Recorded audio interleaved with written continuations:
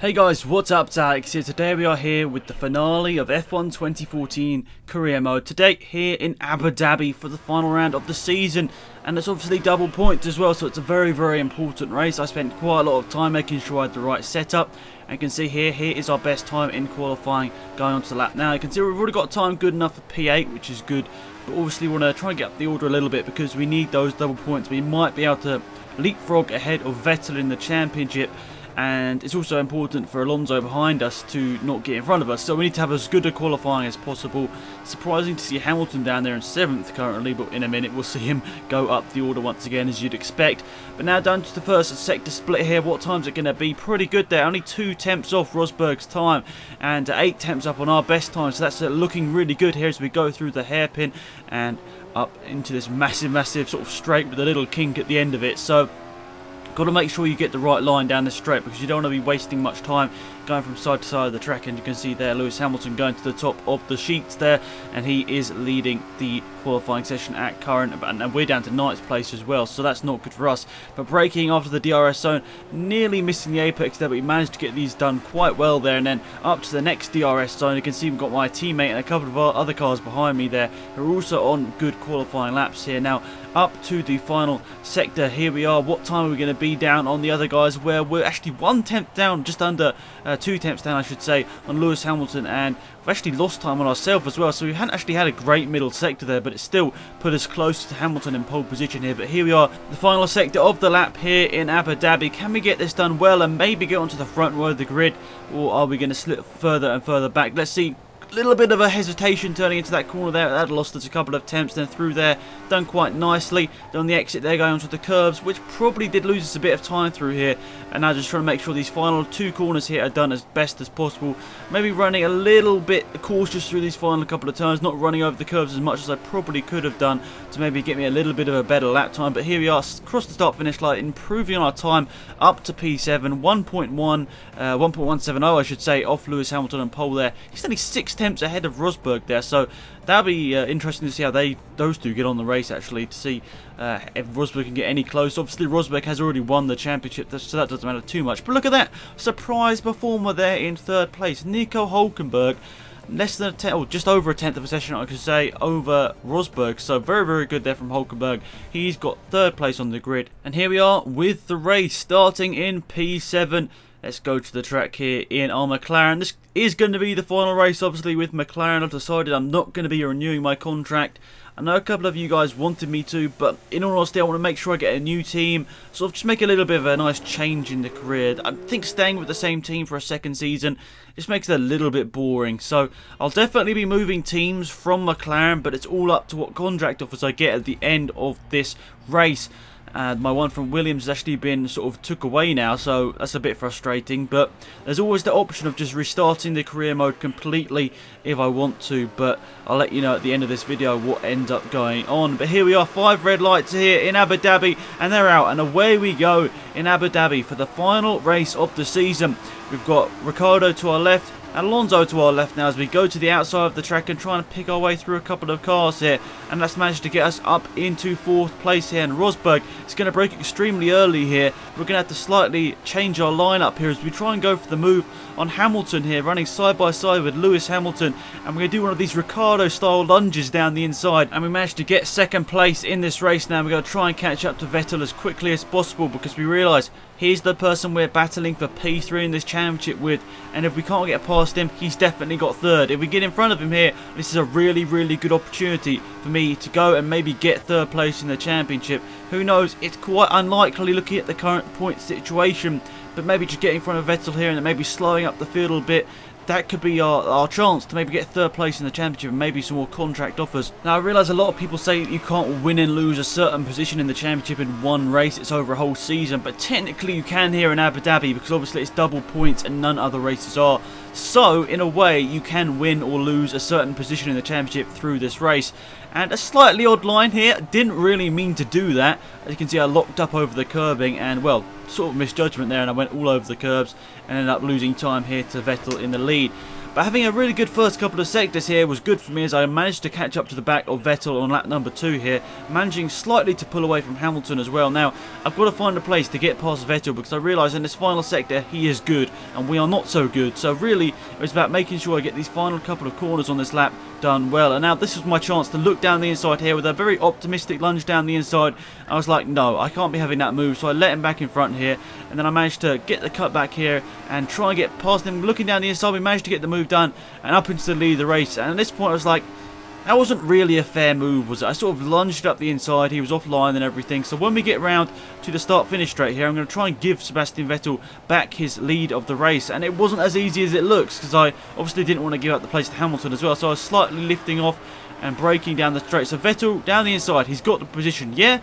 But no, he's very slow through turn 1 because he's on the inside of the track, and you guys know that AI don't like being on the inside of the track. And look, it happens again. So I'm like, oh, for goodness sake, I'm just going to forget about that. I've already given him 2 opportunities to take the lead of the race back again, and he didn't take them. So I just took the lead of the race. It's like, bye-bye. And going ahead to lap number 6 here, we've got Rosberg right behind us.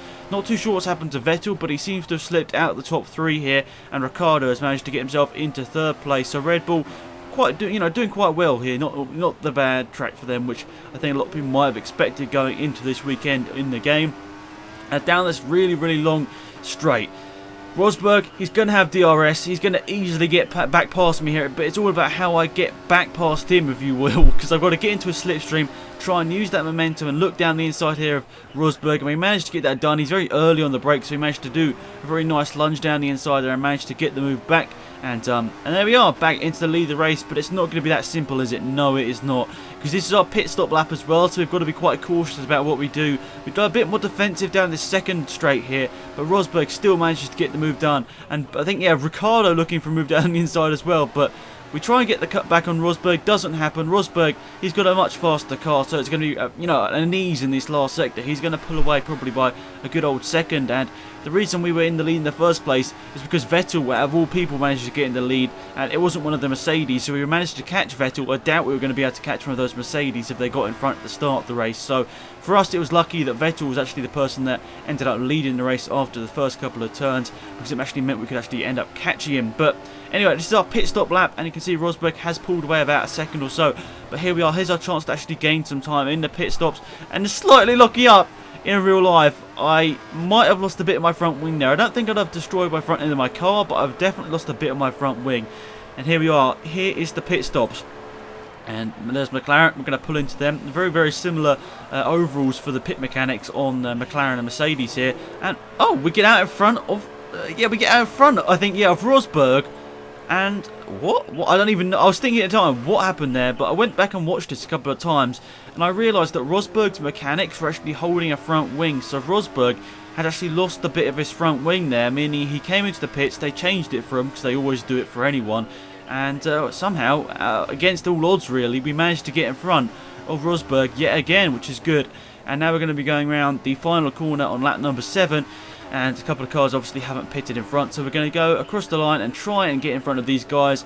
Who is going to be the lead of this train? I think it's going to be... Actually, I don't even know who it's going to be. Let's see when the timing sorts out where everyone is. Actually, it's Bottas. Of all people, that Bottas wasn't in the top 3. Bottas has managed to get himself into P2 here and jumping Rosberg, I guess, because he had the front wing change. Bottas managed to jump him as well. And you can see there, Rosberg 2.7 seconds back on me. Now, the last lap of the race, you can see Rosberg and Bottas have both caught me, and I think Ricciardo at the back of the train has as well. But look at that, a really, really good race from me, I've got to say. I think I did a pretty good job. I somehow managed to keep them behind me and, managed to race. They didn't really ever pounce a big threat on me here until we get to the final lap of the race when my DRS is broken. Not that it really mattered, but Rosberg on the last lap of the race, and this was really his main chance to get past me. He'd closed obviously up on me very quickly, but this was his first chance really to get past me. I try and, slightly just make sure that I don't give him a huge amount of space, but I managed to give him a car's width, which is exactly what I do. And we managed to get our way back into the lead of the race. You can obviously see the clouds are coming around now. It's getting a little bit darker here in Abu Dhabi as we get towards the end of the race. Obviously in a 25% race you don't get the full sort of day-night cycle that you might in a 100 or 50% race, but still a nice little bit of work there from Codemasters to actually get that bit of interestingness, if that's even a word, into the race and make it more realistic, which is good. But here we are, 2 final corners to go to maybe secure P3 in the championship. Rosberg, we know, will come home in second place and obviously win the championship, but where is Vettel? I don't know, and obviously with double points it's going to really confuse me about whether I'd have won it on double points or whether it had been like that if not. But there we are. Wow, a really good race there, I've got to say, guys. I really enjoyed it, and look at that, we've won the race by 0.6 of a second over Rosberg. Valtteri Bottas in third, but we look down the leaderboard and Vettel manages to come home in 9th place. I'm not too sure what happened to him through all that, but he somehow dropped down the order significantly after leading the race in that first bit, and he's down in 9th place there.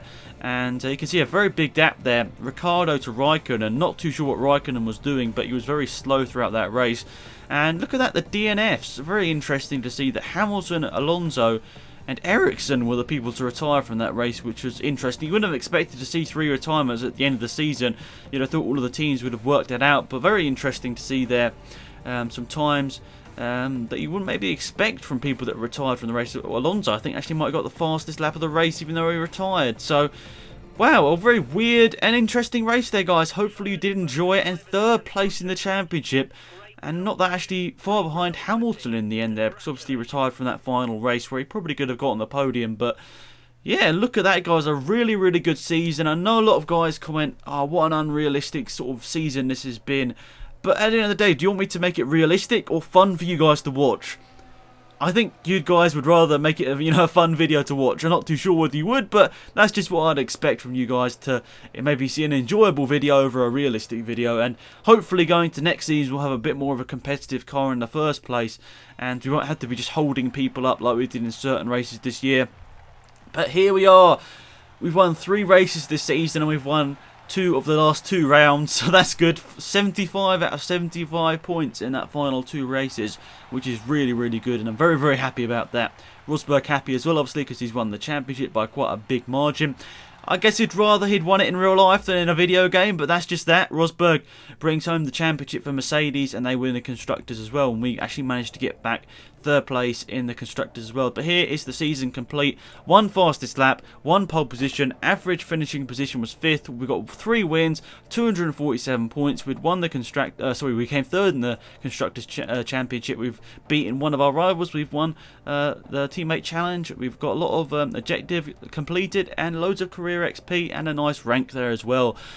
So here we are, contract offers. We can't actually go away from it, and I'm not gonna lie, guys, I read through all your guys' comments about what team I should go for, and it was so close between Ferrari and Williams. But at the end of the day, there can only be one, and I think we got to go with Ferrari. We've got the contract offer here. We could go and restart the career mode again and possibly go to Williams or whatever. But I think to keep it realistic in a way, let's go with Ferrari. It got all the more votes in the comment section of the video anyway, so I think it's what you guys wanted to see. Fingers crossed at least it was the one you wanted to see. And yeah, 2015, technically, I'm a Ferrari driver, and I'll be replacing Alonso, and I'll be teammates with Kimi Raikkonen, as you can see here. But wow, what a season, guys. I really enjoyed that. Hopefully you guys enjoyed it as well, and let's hope Season 2 of Career Mode will be even more exciting, and let's hope for more and more good races. Yeah, until next time, guys, I really do appreciate it. We'll see you in probably about a week or two's time for another video on Career, but until then, it's been Axe, and I'm out here. Goodbye.